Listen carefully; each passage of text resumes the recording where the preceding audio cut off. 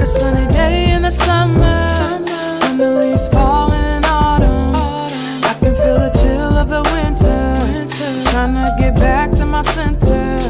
When I thought that everything was lost, I surprised myself when I found that I have the strength inside of me. I had to tell myself, sis, breathe. When I thought that everything was lost, I surprised myself when I found that I have the strength inside of me. I had to tell myself, sis, breathe.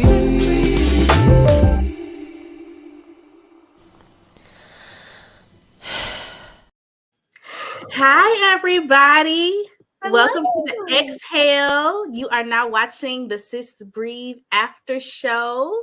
We're so happy to have you here to check in with us on all things Sis Breathe. What's been happening for the past 3 episodes? We'll be doing this weekly or bi-weekly, trying to figure it out. But we're so glad that you tuned into our first show, especially on the fly, because we didn't announce this. We just decided to pop out and do it. Because why not? You know, be bold. Be brave, try new things. I'm T. Nicole Danridge. I am the writer creator of Sis Breathe. I also play Autumn Rain Davis, one of the sisters in the Sis Breathe. And I'm going to toss it over to my co-executive producer. Hey, everybody. My name is Leslie Jones. I am one of the producers and directors. And I feel like I said I think that's all. That is it. I'm so silly. I am happy to be here. Thanks, everyone, for joining and watching us. I'm going to pass it to our AD. Hey, y'all. I am Maya J, and I am the assistant director for Sis Breathe. And I'm so happy to be here, and I'm so happy you guys are here to join us for our Exhale. I hope you guys enjoy.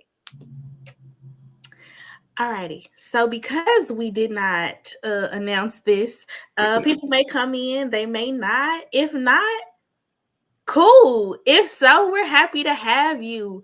So yeah, those were our introductions. That is who we have in our virtual studio tonight. And I just want to start the show off by taking a breath, exhaling, releasing, letting go of things. It could be from your day, from this week. If the ladies want to give a moment that they had to catch their breath this week or today, I'll start with mine. So I am a parent. I'm a mommy, and being a mommy comes with so much. It's so much responsibility that comes with being a mom. And I'm gonna be honest, it could be very hard. And this week has been a little trying in terms of being a parent and trying to navigate as your children change and grow. You have to change and grow with them. And now I'm parenting a 7-year-old. So 7 for a girl is a very interesting age because they're coming out of that toddlerism, but they're also going into puberty. So you're trying to navigate, is this hormones or are you acting like a brat? Right. So yeah, I had to catch my breath and realize she's a little human, and I have to figure out how to navigate with this little human, and how to mother her in the space and the stage that she's at, and how to allow her to catch her breath as well too. How to teach her that even as a young woman. So yeah, that was my moment where I had to stop and just relax, relate, release. Anybody else want to go?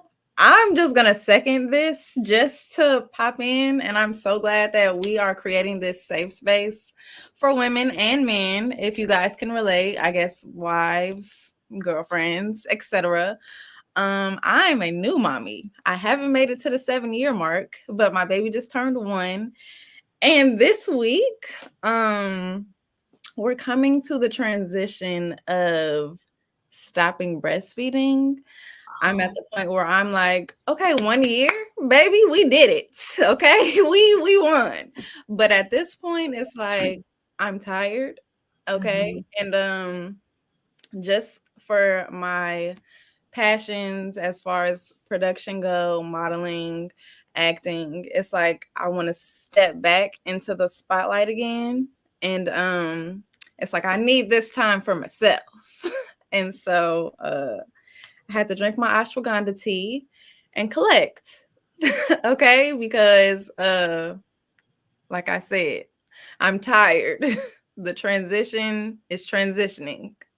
So yeah, definitely had to take a breath and like, okay, you depend on me a lot. I have to remember that part. But baby, you eat real food at this point, so you don't need me no more. Come on and talk about it. Okay. So yeah, I had to take a breath and recollect myself because the breastfeeding, that's a whole nother thing.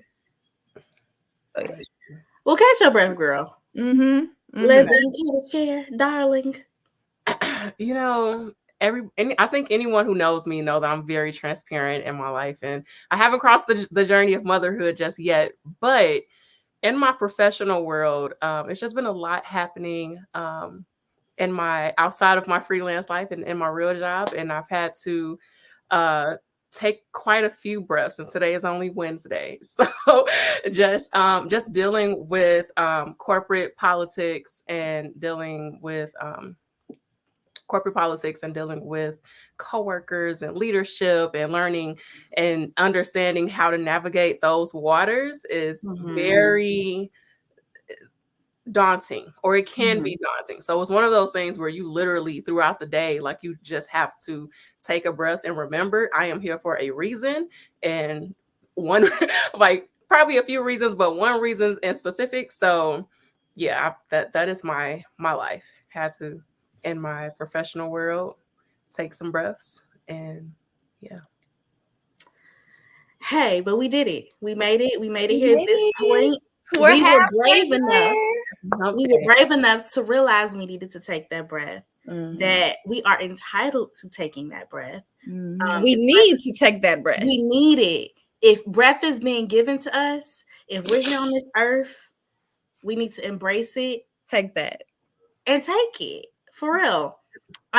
So while we are here tonight, let's get into it.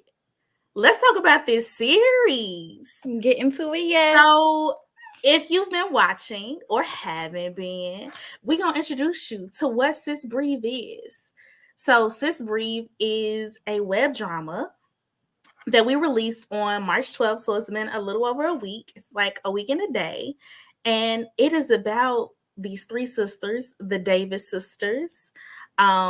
And the series this season is following them in the year following their mother's death. We can talk about that now because the first episode is out. And what that looks like, losing a parent, all the different ebbs and flows of that, the grief process, learning how to be a woman without your mother. Because I think the phrase is a woman doesn't really become a woman until her mother is no longer here.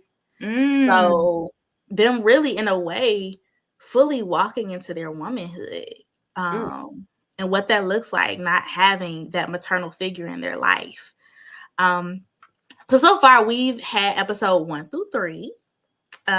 So we hit them hard with the soul food episode.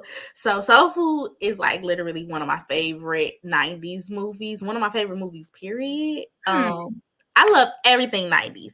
And what y'all will notice is as the writer, I took creative liberty, and every episode this season is named after some 90s or really early 2000s movie. But yeah, we started off with soul food, where we look at the Davis sisters as they cook and prepare for their mother's repast. And they make it soul food. So we had to get in the kitchen.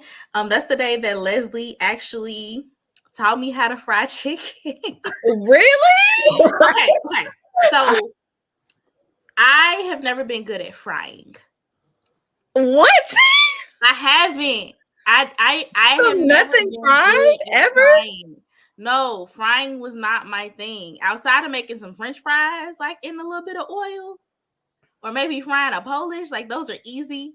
But the whole combo of flour, and oil, the mixture, and making sure the oil is hot enough, and all of that. So she helped me learn how to fry chicken, so the chicken could look halfway decent on camera. kudos to Leslie. Thank you That so much. chicken was good too, I y'all. was just about to ask. The The chicken chicken though. fine. The The chicken chicken was was, that chicken was good. I'm The like, That's how you do it. I don't really fry. It's ironically, so as we talk about soul food, growing up in a Black household, or for me, the first thing that my father taught me how to do was fried chicken. Like I learned how to fry chicken, I learned how to make spaghetti, True.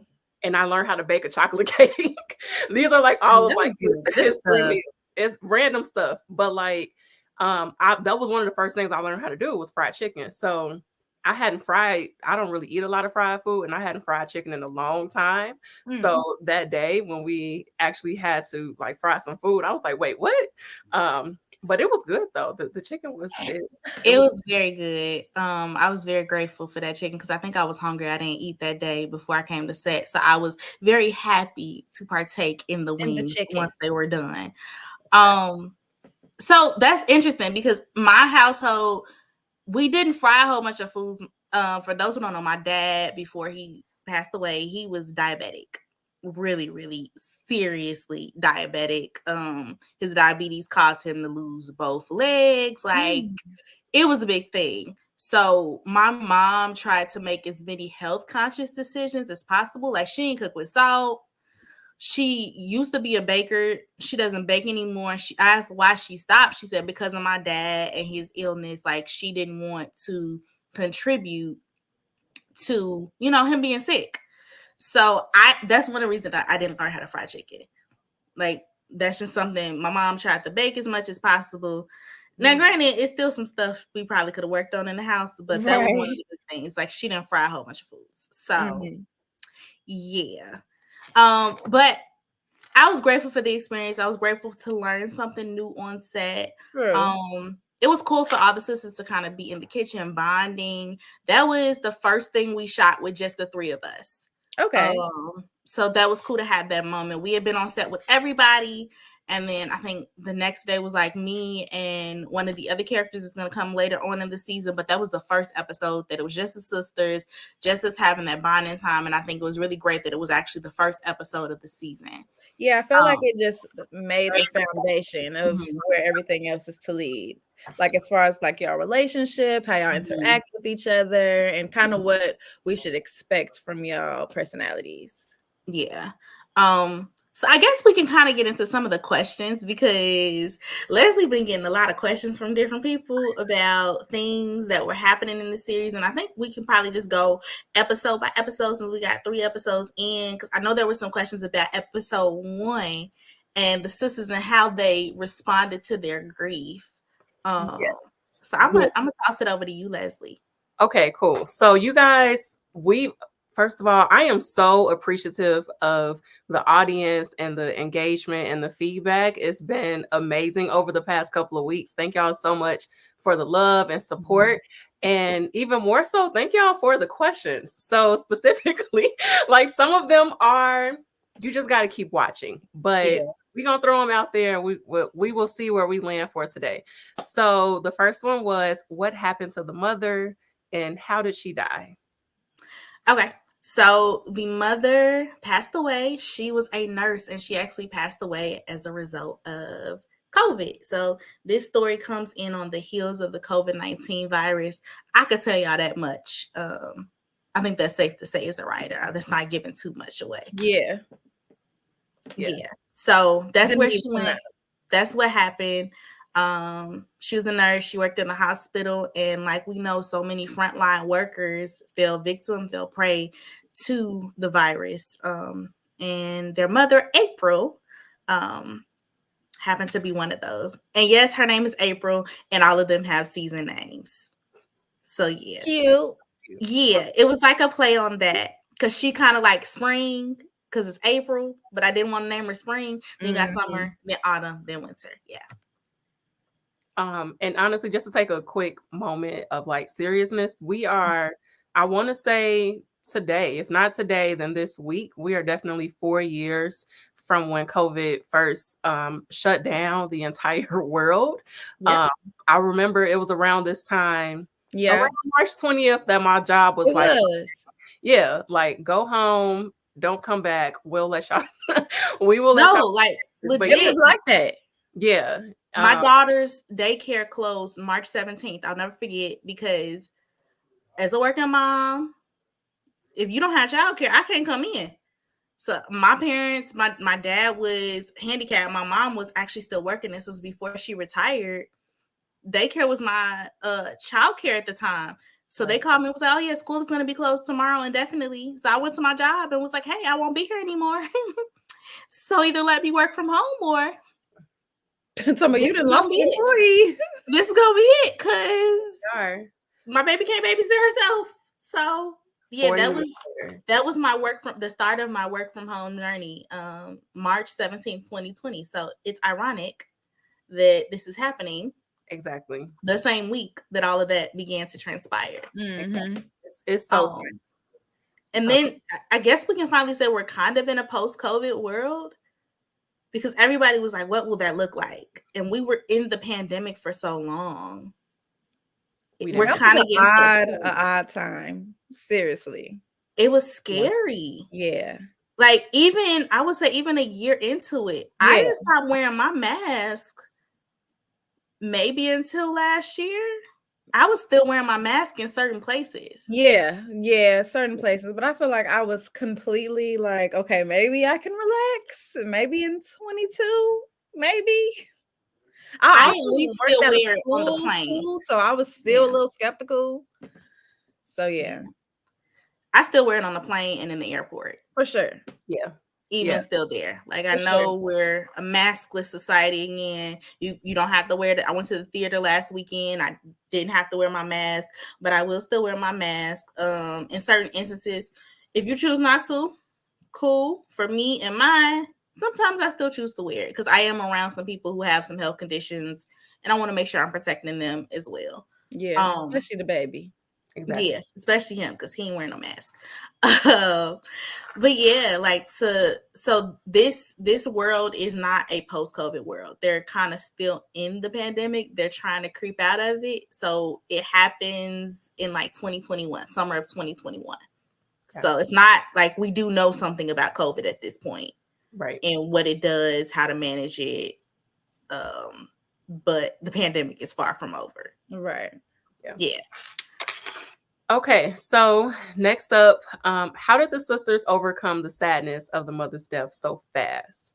It seems like between episode 1, we see it's the repast. Yeah, we see it's the repast, and then episode 2, we see them talking to the dad, and they're just like in this melodramatic state, essentially.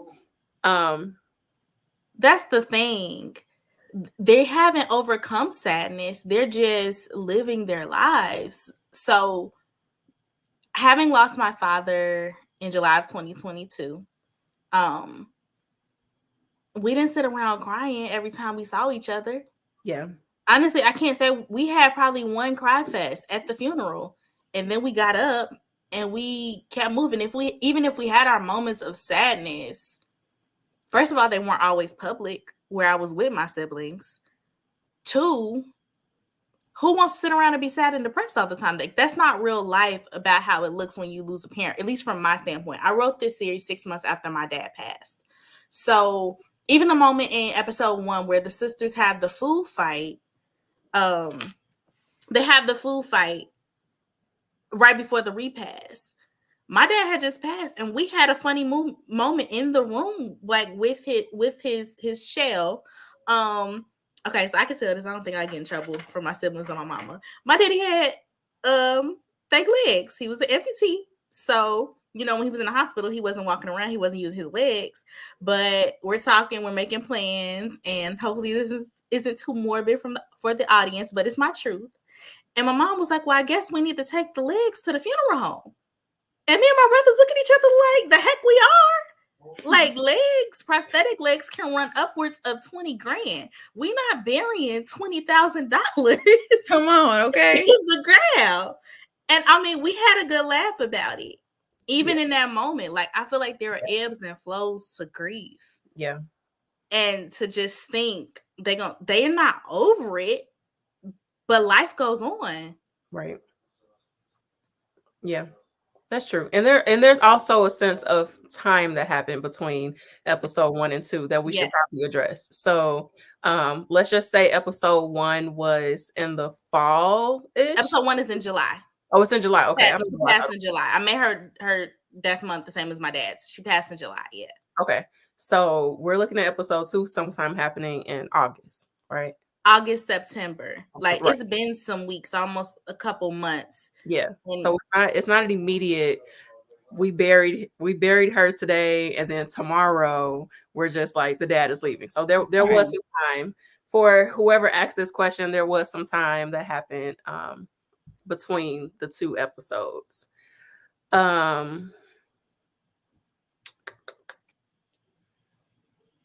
I have more questions for episode 2, but I'm almost like, do I want to ask them? Maybe not. Let's just keep going. So I'll like round it out on this one. As a general question for all of the episodes, because all 10 are less than 2 minutes. Mhm. Let's talk about why the series is so short. BUDGET. Budget. Mhm. So when we are self-producing, every minute is money. Speak on it. Every minute is money. I think I read somewhere that for every minute you should be spending at least $1,400 so a minute is a page. That's how you usually look at a script. So if a script is 2 pages, it's generally going to be a 2-minute script. So for every page, you should be spending about $1,400, right? In a perfect world. So if I have even a 5-page script, a 5-minute movie, that's money. So this might not be the sexy talk we want to talk about when we look at production, but time is money, production is money. It costs for locations and costumes and to feed the cast and crew, bare minimum to feed them. Let's say nobody got paid, bare minimum to feed everybody and make sure we have somewhere to shoot it and we have clothes on our body. Mm-hmm. So this go round, it was short. In future seasons, I would love to make it longer. We got ideas and we'll see how all of that plays out. But the biggest thing was budget. Also, I kind of wanted to get in and out. I wanted to start the conversation and see where it could go. Yeah. You feel me? Like, Yeah. I feel like we drop into where we are. We put people immediately in the scene and move on. Yeah. Okay. Maya, this question is for you. So how did it feel? Because as assistant director, I often feel that ADs are the unsung heroes of the set. So my question to you is, how did it feel to be in leadership on set? Because that is a leadership role, it is a leadership role. So how did you feel being on set? And was this experience different from any other experiences you've ever had before? I'm not gonna lie, I've been an AD before, so I actually really love being an assistant director. I don't want to talk about past projects on our project, but our last project, I was an AD, and that was my first time being in that position. So that kind of gave me like a foundation of where I can take being an AD, what it takes to be in this leadership role on set. So once I got to Sis Breathe set, it was almost like a breeze for me, just to give my input, just to be where I needed to be helpful, being your assistant when I was working with you, when you directed episodes. So did I answer the question? Oh, no, yeah, you did. You did. Okay. Yeah, so it wasn't like any other experience that I've ever had. I wouldn't like compare the two because, of course, different projects, different experience. But essentially, the job allowed me what I like to do best is give a hand. Be a leader. Be a little bossy. So yeah. I can say you were so nurturing though. Yeah. And then of course giving the good vibes, making sure that my people was good and everything was copacetic on set. Like I just like it to be easy, breezy, smooth vibes. And that's what I'm always up to give. So I'm glad I did that for y'all. You did. When there's no AD, things go haywire. You know, so I don't think for people who are not familiar with the production process, having an AD is crucial to the success of your project and crucial to the success of your day to run smoothly. And Maya did a phenomenal job. So thank you for that. Just got to give you props. Kudos. Thank you. Of course. So, okay. Kind of going back. Well, I guess this is more of a question, comment / open floor space here, what I'm about to say.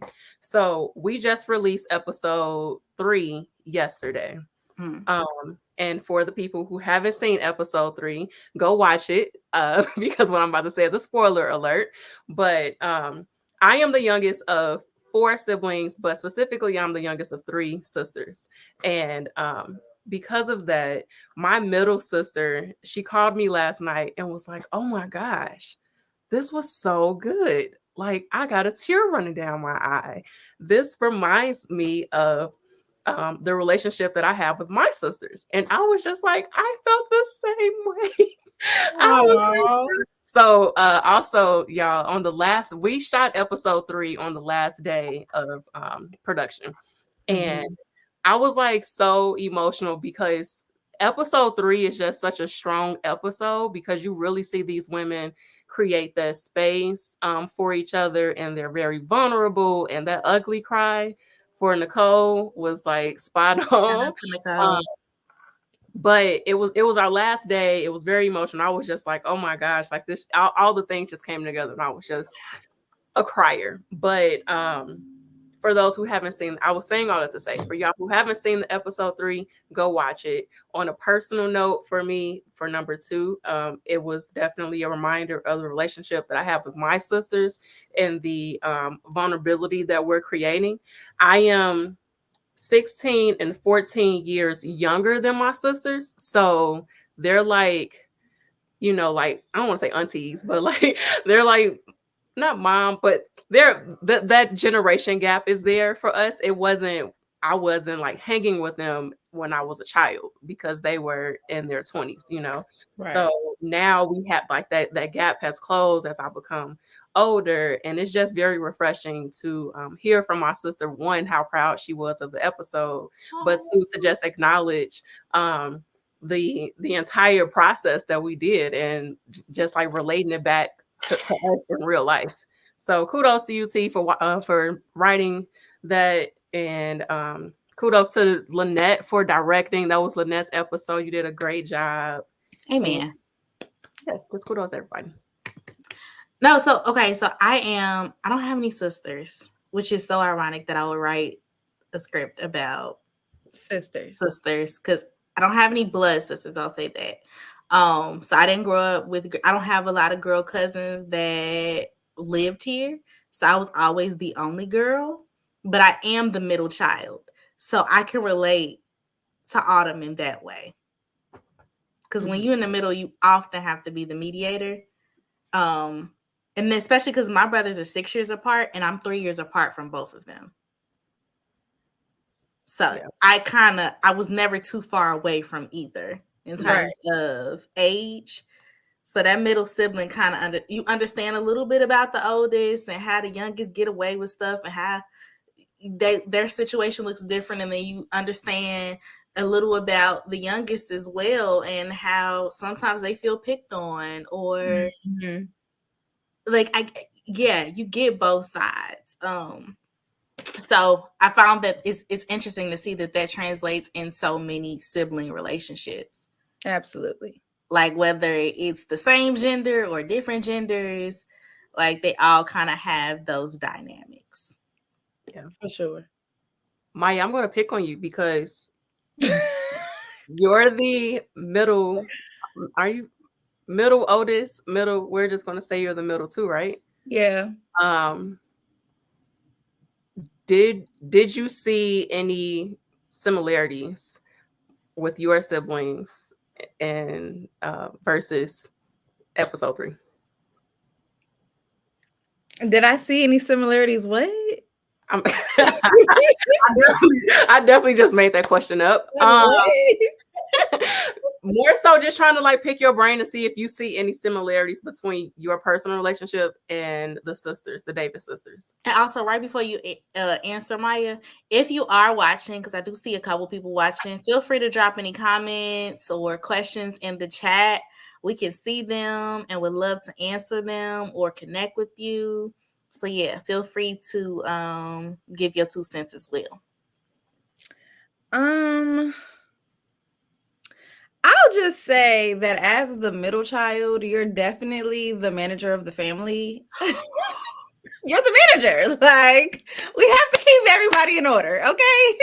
So, like T was saying, Autumn as the mediator, I can relate to that. Just being that person that understands everyone's perspective, because I feel like in the middle, you're able to observe. You're able to observe the oldest to see how they move. You're able to observe the youngest once they come. And as the middle, a lot of the attention is off of you, so you have to watch everyone else. So I'll just say that I can relate to the stereotypical middle child as the mediator, manager of the family. You sounded like the end of the song. Yeah. No, like I really have to take a breath on that, because a lot of times I do feel like a manager. Like I feel like a manager oftentimes. I targeted, didn't I? That was it. It might not, some I probably stuck my nose in. I'm not gonna lie. Everything wasn't just dumped on me. But some of it is, oh my goodness. Like sometimes I'll be like, I don't want to decide where we're going for Mother's Day. Or how to arrange this. Or I don't want to figure out how, like, I just want to show up. Because in a way, you kind of got to be the oldest a little bit sometimes. And then sometimes you're like the youngest a little bit. So it's like you fall somewhere. The middle it's a versatile role. Like it really is. It really is a versatile role. Because sometimes I do have to step in and be like, okay, I kind of have to wear like older sibling hat. And sometimes I have to navigate as a younger one. Like it really is. Recently, I had to manage some stuff for my mom, like, and kind of be a liaison.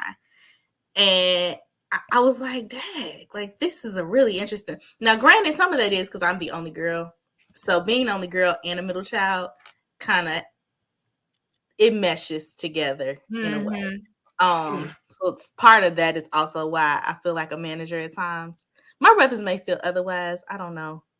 But that man, you hit that on the head, Maya. Dang. I know. We are like managers. We're the manager of the family, yes. Yes. It's really funny because in my family, we have family meetings, okay? And so I be the one who's like, okay, so this is what we're going to talk about. This is what we need to get down to. Does anybody have anything to say? Because that's just my role. We don't do family meetings. We're not that evolved just yet. I'm sure we can get there.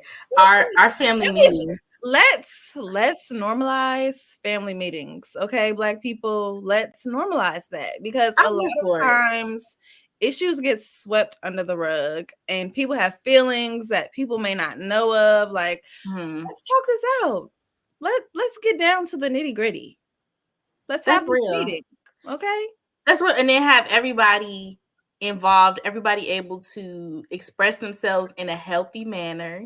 Yes. And if it gets a little heated, it's okay. we're family at the end of the day. I'm going to Mhm. love you regardless if you're getting on my nerves right now. As long as everything is said in love Absolutely. and received in love, like you really have to preface some things before you say it. And then examine your heart too. That's Yeah. something I'm really big on right now when I'm communicating with people I care about, I love. What was your motive behind that? Was your heart pure? Were your intentions pure? Yeah. Uh, Sometimes it won't come off like that though, T. Like especially it won't. if you're in the heat of the moment, it won't. It won't. Sometimes it won't, but you can walk away with clean hands in a way if your heart was pure and you really examine what you said. Like, don't just you can't have a pure heart just cutting people and being reckless. Right. But really, like, examine what you're gonna say. I try to think before I speak when I'm speaking to people that I really love and care about. Mm-hmm. I'm very big on let's table this and address this at a later time if we need to, because I don't want to say anything that will be damaging to this relationship. But you don't give that disclaimer like, I'm not trying to hurt your feelings. I'm not being malicious, but this is how I feel.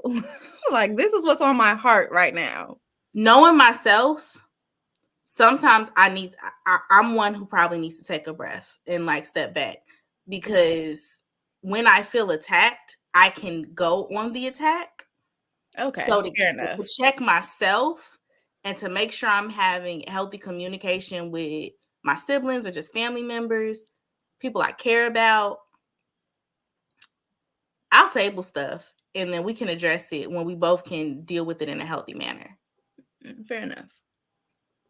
That is Because beautiful. yeah, family is forever, even if you don't want them to be. And that's why you shouldn't have no shame in your game expressing how you feel. Yeah, express it, but I still want to express it in a way that's productive. Yeah, okay. In a way that's productive. I feel it. Let me say that, a way that's productive. So you don't have to apologize. Well, no, I don't mind apologizing when I'm wrong. So there's no regret. I won't say apologize. Okay. So there's no regret. Okay. Yeah. I don't know how did we even get there? That was good. We were talking about siblings and family meetings. And being the manager. Being a manager, which a part of me is like, y'all don't understand. As the youngest, I am the family manager of not just my immediate family, but I often feel like the family manager of my my like extended family. So, so like I can see that though. I can see that.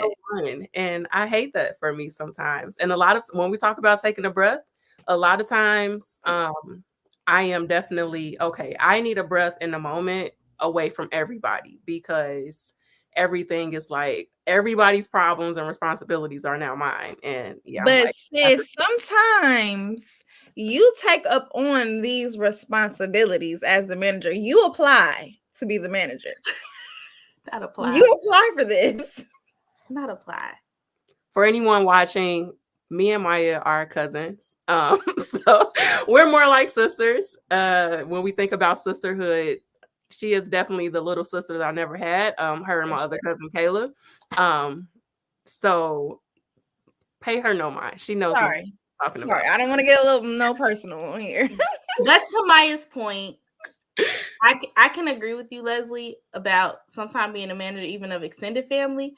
But I realize a lot of times I apply to do that, like because I have a lot of ideas. My ideas, Leslie will tell you. Ideas. Leslie will tell you. Like I call her and be like, "Hey, I got an idea." But Leslie is also the wrong person to call with an idea, because she's gonna be like, "We could do this every time." Every time. Because why not? Ask Maya. So my idea. Anytime I bring an idea to T, we're taking off with the idea, okay? But by the end of the conversation, there's an action plan in place. Absolutely. So I think we have to look at what's already on our plate before we take flight. Yeah. And be honest with ourselves. Yeah. Because a lot of things are really good ideas. But evaluate the plate first. But evaluate your plate, what you have on it. Is this something I can take on? Will this impact other areas of my life that I have to show up for? Yeah. And then like just step by step, baby steps. Don't always jump off the ledge. That's what I'm learning. Sis, breathe. Sis, breathe. Literally. Do we have any questions for any of the other episodes? No, none so far. No. Okay. If there's anyone watching and you want any questions, please drop them in the chat. I am Questions, watching. comments. We are here to dish on all things Sis Breathe. Let me check our Instagram because I do see we have some people in there, and I want to make sure I'm getting to their questions too. Are they loving it? What are they saying? We have people watching, but I think we have some shy ones. Nobody said anything, but I think Instagram might be a little bit behind us too. Okay. Yeah, because that live started a little bit after this one. Yeah. So next week we got episode 4 coming up. Mm-hmm. And we're gonna start meeting some of the love interests of the sisters. We're gonna start meeting some husbands. Meeting the husbands, meeting and introducing that dynamic. Because we've seen father-daughter, we've seen sisters, and now we're gonna get to see how these women operate with their men. Yes, man. My man. Man. And what that looks like, because like, okay, so me and my husband actually lost a parent in the last 3 years. So he lost his mom in 21. Oh man. I lost my dad in 22. Being in a marriage, having lost parents is different. So we're just shy of 10 years. We'll be married 10 years in June if the Lord says the same. Come on, love. We love it. Married 10 years, together 12, known each other since I was 17, he was 16, I think. We didn't date back then. We didn't date back then, but yeah, we've known each other that long. And the changes you go through, because losing a parent, it changes you forever. And he lost his mom, so that's even losing a dad is bad. Like, don't get me wrong. But losing your maternal figure, even for a man, is really different. Like, you change. So seeing how they show up in their relationships now that they don't have that figure there, I think that's going to be interesting to see how all of that plays out. Yeah, because it's a different beast, especially like us losing them back to back. We were both going through the changes at the same time. Did that bring you guys closer? It brought us to counseling. Hallelujah. Okay. Good old marriage counseling. Yes, it brought us closer. It brought up some things that we didn't even know were there. Because what I found is losing your parent causes you to go back to childhood in a way. And go back and explore things that happened in your childhood and how you were raised and what your family dynamic was, the good things, the bad things. It was like a whole nother level of a deep dive. Like, yeah, we had, at the time his mom passed, I think we had been married like 7, almost 8 years. So we had done a lot of deep diving in those years, but it was other things that started to come up. Because we'd already meshed our family, but now he has all these new things that they're popping up for him and causing him to show up in different ways. So now I have to figure out how to maneuver and move with him. And also show up. And same with him. Like, after my dad passed, things popped up for me. And I think for me, mine was looking at mortality. Because once so on my mom's side, both of my grandparents are still living there in their 90s. Yes. So, yeah, my grandfather just turned 92. My grandmother is 91. So mortality, while it was present, having your grandparents still be here that old, that that far along in their years, Yeah. it still seemed far. When you lose a parent, your mortality seems so close. It's like, oh my, like we really leave here one day. Right. So Mhm. that's what it did for me. And it was Mhm. really looking at things like, what do I want? Who do I want to be? Who am I called to be? How do I want to show up? What things are holding me back? And him having to deal with all of those conversations. Yeah. Because they affect him. Like when you marry, everything you do affects the other person. True. When you're truly one. Right. And you're truly trying to operate as one. Come You on, can't live two Unity. separate. You don't live two separate UNITY. lives. Yeah, you don't live two separate lives. So what he going through, in a way, you're going through it too, or you're at least experiencing the effects of what they're going through. Right. Sure. Yeah. So I hope I answered your question. You did. This was great. Like, what do we the exhale? Y'all.